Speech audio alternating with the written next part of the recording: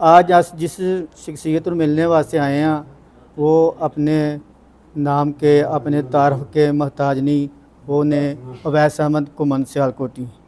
तो आइए इनसे कोई बात पूछते हैं। अस्सलाम वालेकुम। वालेकुम अस्सलाम जी रहमतुल्लाह। ਕੀ ਹਾਲ ਕੁਮ ਸਾਹਿਬ? ਜੀ ਅੱਲਾ ਦਾ ਸ਼ੁਕਰ ਅਲਹਮਦੁਲਿਲਾ। ਕੁਮ ਸਾਹਿਬ ਤੁਹਾਨੂੰ ਕਿੰਨੀ ਦੇਰ ਹੋਈ ਹੈ ਇਸ ਫੀਲਡ ਦੇ ਵਿੱਚ ਆਇਆ? ਮੈਨੂੰ 8 ਸਾਲ ਹੋ ਗਏ ਨੇ। 8 ਸਾਲ ਹੋਏ। ਇਸ ਤੋਂ ਪਹਿਲਾਂ ਕੀ ਆਪਣਾ ਕੋਈ ਕਾਰੋਬਾਰ ਸੀ? ਜੱਟਾਂ ਦਾ ਜ਼ਿਮੀਂਦਾਰਾ ਮਾਲ ਡੰਗਰ ਸਾਡਾ ਇਹ ਹੋਈ ਵਾਈ ਵਾਣੀ ਆ। ਤੁਹਾਡੀ 8-10 ਸਾਲ ਦੀ ਜ਼ਿੰਦਗੀ ਤੋਂ ਪਹਿਲੇ ਔਰ ਹੁਣ ਦੀ ਜ਼ਿੰਦਗੀ ਵਿੱਚ ਤੁਸੀਂ ਕੀ ਮਹਿਸੂਸ ਕੀਤਾ? ਦੌਰ ਬੜੀ ਤੇਜ਼ੀ ਦੇ ਨਾਲ ਬਦਲਿਆ। ਵਕਤ ਅਸਾਂ ਉੱਡਦੀਆਂ ਧੂੜਾਂ ਵੇਖੀਆਂ ਨੇ, ਉਸ ਵਕਤ ਨੂੰ ਜਾਂਦਿਆਂ ਦੀਆਂ ਵੇਖੀਆਂ ਨੇ ਕਿ ਜਦੋਂ ਹਿਰਖ ਸੀ, ਖਿੱਚ ਸੀ, ਪਿਆਰ ਸੀ, ਤਲਬ ਸੀ ਔਰ ਇੱਕ ਦੂਜੇ ਦੀ ਰਿਸਪੈਕਟ ਸੀ। ਅੱਜ ਵੀ ਮੁੱਕ ਨਹੀਂ ਗਈ, ਲੇਕਿਨ 90% ਮੁੱਕ ਹੀ ਗਈ ਹੈ, 10% ਰਹਿ ਗਈ। ਬਹੁਤ ਚੇਂਜਿੰਗ ਵੇਖੀ ਹੈ। ਅਦਬ ਬੜਾ ਸੀ, ਅੱਜ ਅਦਬ ਮੁੱਕ ਗਿਆ। ਬਿਲਕੁਲ ਨਹੀਂ ਮੁੱਕਾ, ਲੇਕਿਨ ਬਹੁਤ ਹੀ ਜ਼ਿਆਦਾ ਘਟ ਗਿਆ।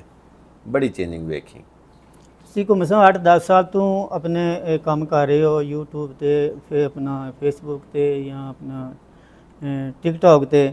ਜਿਹੜੇ ਨਵੀਂ ਲੋਕੇਸ਼ਨ ਆ ਰਹੀ ਹੈ, ਜਿਹੜੇ ਅੱਜ ਕੱਲ੍ਹ ਬੜੀ ਜਲਦੀ ਜਿਹੜੇ ਫੇਮਸ ਪਾ ਰਹੇ ਨੇ, ਠੀਕ ਹੈ, ਉਹਦੇ ਬਾਰੇ ਤੁਸੀਂ ਕੀ ਕਹਿਣਾ ਚਾਹੋਗੇ? ਉਹ ਜਿਹੜਾ ਉਹ ਫੇਮ ਜਿਹੜਾ ਨਾ ਉਹ ਪਾ ਰਹੇ ਨੇ, ਉਸ ਫੇਮ ਦੇ ਵਿੱਚ ਤੇ ਤੁਹਾਡੇ ਫੇਮ ਦੇ ਵਿੱਚ ਬਹੁਤ ਜ਼ਿਆਦਾ ਫਰਕ ਹੈ, ਠੀਕ ਹੈ ਜੀ। ਉਹਨਾਂ ਦੇ ਬਾਰੇ ਤੁਸੀਂ ਕੀ ਕਹਿਣਾ ਚਾਹੋਗੇ ਕਿ ਜਿਹਨਾਂ ਨੇ ਮਤਲਬ ਕਿ ਇੱਕ ਬੇਹਜ਼ਾਈ ਫੈਲਾਈ ਹੈ, ਠੀਕ ਹੈ, ਜਿਸ ਤਰ੍ਹਾਂ ਕਿ ਅਸੀਂ ਤੁਹਾਡੀਆਂ ਨਿਊਜ਼ਾਂ ਵੇਖੀਆਂ ਨੇ, ਵੀਡੀਓ ਵੇਖੀਆਂ ਨੇ, ਉਹਦੇ ਵਿੱਚ ਸਾਡੇ ਨੌਜਵਾਨ ਨੂੰ ਔਰ ਸਾਡੀ ਆਉਣ ਵਾਲੀ ਨਸਲ ਨੂੰ ਜਿਹੜੀਆਂ ਨਾ ਬਹੁਤ ਸਾਰਾ ਸਬਕ ਮਿਲਦਾ ਵੇ ਜੀ ਜੀ, ਜਿਹੜੀ ਕਿ ਉਹਨਾਂ ਨੇ 70% ਜਿਹੜੇ ਨੇ ਨਾ ਅੱਜ ਕੱਲ੍ਹ ਦੇ ਜਿਹੜੇ TikTok ਨੇ, ਉਹਨਾਂ ਨੇ ਬੇਹਜ਼ਾਈ ਜਿਹੜੀਆਂ ਨਾ ਫੈਲਾ ਕੇ ਤੇ ਫੇਮਸ ਲਿਆ। ਉਹਨਾਂ ਦੇ ਬਾਰੇ ਤੁਸੀਂ ਕੀ ਕਹਿਣਾ ਚਾਹੋਗੇ?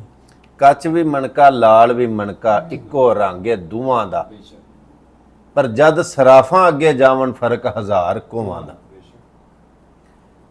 ਸੋਨਾ ਜਿਹੜਾ ਬਨਾਵਟੀ ਯਾਨੀ ਆਰਟੀਫੀਸ਼ਲ ਹੁੰਦਾ ਹੈ, ਉਹਦੀ ਚਮਕ ਓਰੀਜਨਲ ਸੋਨੇ ਨਾਲੋਂ ਬਹੁਤੀ ਹੁੰਦੀ। ਜਾਓ ਸੁਨਿਆਰਿਆਂ ਕੋਲ ਵੇਖ ਲਵੋ, ਬਾਜ਼ਾਰਾਂ 'ਚ ਜਾ ਕੇ ਵੇਖ ਲਵੋ, ਜਿਹੜਾ ਬਨਾਵਟੀ 2 ਨੰਬਰ ਸੋਨਾ ਹੁੰਦਾ ਹੈ, ਉਹਦੀ ਚਮਕ ਜਿਹੜੀ ਹੁੰਦੀ ਹੈ ਓਰੀਜਨਲ ਸੋਨੇ ਨਾਲੋਂ ਬਹੁਤੀ ਹੁੰਦੀ।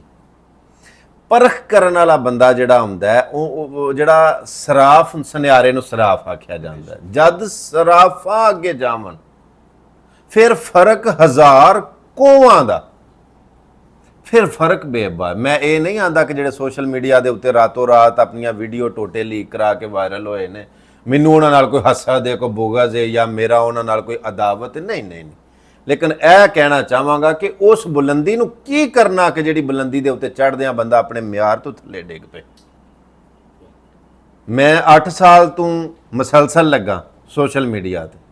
ਮੈਨੂੰ ਕਹਿ ਲਓ ਕਛਵੇ ਦੀ ਚਾਲ ਤੇ ਚੱਲਿਆ।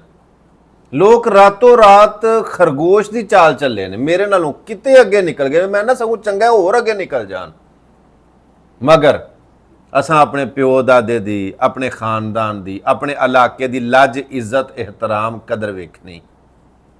ਜੇ ਰਾਤੋਂ ਰਾਤ ਵਾਇਰਲ ਹੋਣਾ ਹੁੰਦਾ ਜਾਂ ਉਸ ਤਰ੍ਹਾਂ ਫੇਮਸ ਹੋਣਾ ਹੁੰਦਾ ਤੇ ਫਿਰ ਤੇ ਬੜੀ ਪਹਿਲਾਂ ਬੜਾ ਕੁਝ ਪਾ ਲੈਣਾ ਸੀ। लेकिन असी आने कि उस तरह ए तायर लाहूती उस रिज़्क से मौत अच्छी जिस रिज़्क से आती हो परवाज़ में कोताही। तो वैसे मैं तुसीं यह दसो कि जो अज का दौर जा रहा है, हालात बहुत मुश्किल से जो ना हर आदमी अपनी अपनी टेंशन से, हर परेशानी में है।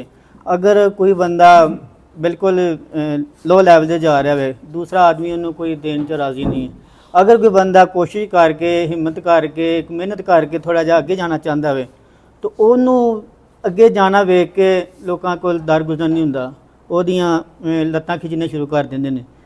ਇਹਦੇ ਬਾਰੇ ਤੁਸੀਂ ਕੀ ਕਹਿਣਾ ਚਾਹੋਗੇ ਕਿ ਉਹਨਾਂ ਦੀ ਜਿਹੜੀ ਹਸਦ ਹੈ, ਇਹਦੇ ਬਾਰੇ ਤੁਸੀਂ ਕੀ ਕਹਿਣਾ ਚਾਹੋਗੇ?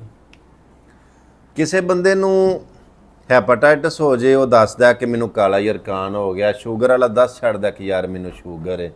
ਕੈਂਸਰ ਵਾਲਾ ਵੀ ਦੱਸ ਛੱਡਦਾ ਕਿ ਮੈਨੂੰ ਕੈਂਸਰ ਹੈ। ਆਪਣੀ ਬਿਮਾਰੀ ਉਹ ਦੱਸ ਸਕਦਾ, ਦੱਸ ਛੱਡਦਾ। ਹਾਸਦ ਬੰਦੇ ਵਾਸਤੇ ਇਹ ਹੀ ਅਜ਼ਾਬ ਬੜਾ ਵੱਡਾ ਕਿ ਉਹ ਆਪਣੀ ਬਿਮਾਰੀ ਦੱਸ ਹੀ ਨਹੀਂ ਸਕਦਾ ਕਿ ਮੈਨੂੰ ਹਸਦ ਦੀ ਬਿਮਾਰੀ। ਸੜਦਾ ਵੀ, ਜੈਲਸ ਵੀ ਹੁੰਦਾ, ਦੱਸ ਵੀ ਨਹੀਂ ਸਕਦਾ ਕਿ ਮੈਨੂੰ ਇਹ ਬਿਮਾਰੀ। ਔਰ ਜਿਹੜੇ ਬੰਦੇ ਕਿਸੇ ਦੀ ਤਕਸੀਮ ਤੋਂ, ਕਿਸੇ ਦੀ ਵੰਡ ਤੋਂ, ਕਿਸੇ ਦੇ ਫੇਮ ਤੋਂ ਜਾਂ ਕਿਸੇ ਦੀ ਬੁਲੰਦੀ ਉਰੂਜ ਤੋਂ ਸੜਦੇ ਨੇ। ਬਾਬਾ ਜੀ ਸ਼ਫਾਕ ਰਹਿਮਤੁल्लाह ਅਲੈਹ ਫਰਮਾਉਂਦੇ ਨੇ ਕਿ ਉਹ ਲੋਕ ਹਕੀਕਤ ਵਿੱਚ ਅੱਲਾ ਦੀ ਤਕਸੀਮ ਤੋਂ ਜੈਲਸ ਹੁੰਦੇ ਨੇ। ਤੁਹਾਨੂੰ ਅੱਲਾ ਨੇ ਇੱਜ਼ਤ ਦਿੱਤੀ ਏ, ਸ਼ੋਹਰਤ ਦਿੱਤੀ ਏ, ਮਾਲ ਦਿੱਤਾ ਹੈ, ਅੱਲਾ ਨੇ ਮੇਰੇ ਕੋਲੋਂ ਖੋ ਕੇ ਤੁਹਾਨੂੰ ਨਹੀਂ ਦਿੱਤਾ। ਤੁਹਾਨੂੰ ਤੁਹਾਡਿਆਂ ਮੁਕੱਦਰਾਂ ਦਾ ਦਿੱਤਾ ਹੈ, ਮੈਨੂੰ ਮੇਰਿਆਂ ਮੁਕੱਦਰਾਂ ਦਾ ਦਿੱਤਾ ਹੈ। ਜਿਹੜੇ ਲੋਕ ਕਿਸੇ ਦੀਆਂ ਲੱਤਾਂ ਖਿੱਚਦੇ ਨੇ, ਉਹਨੂੰ ਅੱਗੇ ਨਹੀਂ ਵੇਖਣਾ ਚਾਹੁੰਦੇ, ਉਹਨੂੰ ਅੱਗੇ ਨਹੀਂ ਨਿਕਲਣ ਦੇਣਾ ਚਾਹੁੰਦੇ, ਉਹ ਅਹਿਸਾਸੇ ਕਮਤਰੀ ਦਾ ਸ਼ਿਕਾਰ ਹੁੰਦੇ ਨੇ। ਦਰਅਸਲ ਉਹ ਆਪ ਕੁਝ ਨਹੀਂ ਕਰ ਸਕਦੇ, ਉਹ ਆਪ ਇਹਨੇ ਜੋਗੇ ਨਹੀਂ ਹੁੰਦੇ। ਜਿਹੜਾ ਕੁਝ ਨਹੀਂ ਨਾ ਕਰ ਸਕਦਾ ਉਹ ਕਮ ਅਜ਼ ਕਮ ਚੁਗਲੀਆਂ ਕਰ ਸਕਦਾ, ਲੇਕਿਨ ਇਹਦੇ ਨਾਲ ਅਗਲੇ ਦਾ ਵਿਗਾੜ ਕੋਈ ਨਹੀਂ ਸਕਦੇ। ਕਿਉਂਕਿ ਇੱਕ ਪ੍ਰਾਡੋ, ਲੈਂਡ ਕਰੂਜ਼ਰ, ਫਾਰਚੂਨਰ, V8 ਜਾਂਦੀ ਹੋਵੇ, ਕੁੱਤਾ ਬੇਸ਼ੱਕ ਭੌਂਕੇ, ਗੱਡੀ ਦਾ ਕੁਝ ਨੁਕਸਾਨ ਨਹੀਂ ਹੁੰਦਾ, ਲੇਕਿਨ ਕੁੱਤਾ ਦੱਸ ਛੱਡਦਾ ਕਿ ਮੈਂ ਅਵਾਰਾ ਡਾਗਾ ਜਾਂ ਕਿਸੇ ਦੀ ਪਾਲਿਆ ਨਸਲੀ ਹਾਂ। ਠੀਕ ਹੈ। ਜਿਹੜੇ ਲੋਕ ਰਾਹ ਜਾਂਦਿਆਂ ਬਿਲਾ ਵਜ੍ਹਾ ਲੱਤਾਂ ਖਿੱਚਣ, ਉਹਦੇ ਉੱਤੇ ਭੌਂਕਣ, ਉਹਨਾਂ ਦੀ ਮਿਸਾਲ ਉਸੇ ਕੁੱਤੇ ਦੀ ਤਰ੍ਹਾਂ ਹੈ ਕਿ ਜਿਹੜੇ ਗੱਡੀ ਦਾ ਵਿਗਾੜ ਕੁਝ ਨਹੀਂ ਸਕਦੇ, ਲੇਕਿਨ ਆਪਣੇ ਆਪ ਨੂੰ ਤਸਕੀਨ ਦੇਣ ਵਾਸਤੇ ਕਮ ਸੇ ਕਮ ਭੌਂਕਦੇ ਜ਼ਰੂਰ ਨੇ। कौन समझाए कुत्ते को कब भौंके, कहाँ भौंके, ये कुत्ते की मर्जी है, जब भौंके जहाँ भौंके। माशाल्लाह अपनी शादी हुई है? अल्हम्दुलिल्लाह। कितने बच्चे? मेरे 2 बच्चे। तो बीवियां कितनी हैं? ਇੱਕੋ ਹੀ। खड़का देनी सी एक दो और। ਉਹ ਖੜਕਾਉਣ ਦਾ ਰਵਾਜ ਰਾਣਿਆਂ ਚ ਹੋਏਦਾ, ਅਸੀਂ ਵਿਆਹ ਕੇ ਲਿਆਉਂਦੇ ਆ, ਅਸੀਂ ਇੱਜ਼ਤ ਨਾ ਰੱਖ, ਸਾਡੇ ਚ ਰਵਾਜ ਨਹੀਂ ਖੜਕਾਉਣ ਦਾ। नहीं देखो जी, एक फेमस अल्लाह ने तो नो इज्जत दी, रूप दिता है, हर शायद दी है, वसाइल दिते ने, ਅਲਹਮਦੁਲਿल्लाह। शादी का कोई अर्ज नहीं है। ਤੁਹਾਡਾ ਕੀ ਮਤਲਬ ਹੈ ਮੈਂ ਵਾੜਾ ਬਣਾ ਲਾਂ? नहीं बड़ा बना ਜਿੰਨੇ दी, एक ਮਰਜ਼ੀ दो तो होनी ਵਸਾਇਲ चाहिए। ਅੱਲਾਹ ਪਾਕ ਨੇ ਦਿੱਤੇ ਨੇ, ਜਦੋਂ ਇੱਕ ਨਾ ਕੰਮ ਨਾ ਚੱਲਦਾ ਹੋਵੇ ਫਿਰ ਚਾਹੋਂ ਦੀ ਇਜਾਜ਼ਤ ਹੈ। बिल्कुल इस तरह। ਸਾਨੂੰ ਸ਼ਰਾ, ਸ਼ਰੀਅਤ, ਕਾਨੂੰਨ ਸਾਨੂੰ ਇਜਾਜ਼ਤ ਦਿੰਦਾ ਹੈ, ਅਸੀਂ ਇਸ ਗੱਲ ਤੋਂ ਦੱਸਦੇ ਨਹੀਂ, ਲੇਕਿਨ ਜੋ ਚੱਲਦਾ ਜੋ ਨਾ ਕੰਮ ਚੱਲਦਾ ਹੋਵੇ, ਅੱਲਾਹ ਦਾ ਸ਼ੁਕਰ ਅਲਹਮਦੁਲਿल्लाह, ਇੱਕੋ ਹੀ ਕਾਫੀ। बहुत अच्छी। तो जी ये यहाँ वैस घूमन जिन्हों के नाल बहुत अच्छी गपशप हुई है, जैसा कि उन्होंने आख्या वे कि अजकल दे ये टिकटॉकर या यूट्यूब जो बने ने, उन्हां विच ते इन्हां विच फर्क ये वे कि इन्हां दियां न्यूज़ां तो, इन्हां तो वीडियो तो साडी आने वाली नस्ल नूं बहुत ज़्यादा सबक हासिल हुंदा वे। ठीक है, इहदे नाल ही इजाज़त चाहांगे।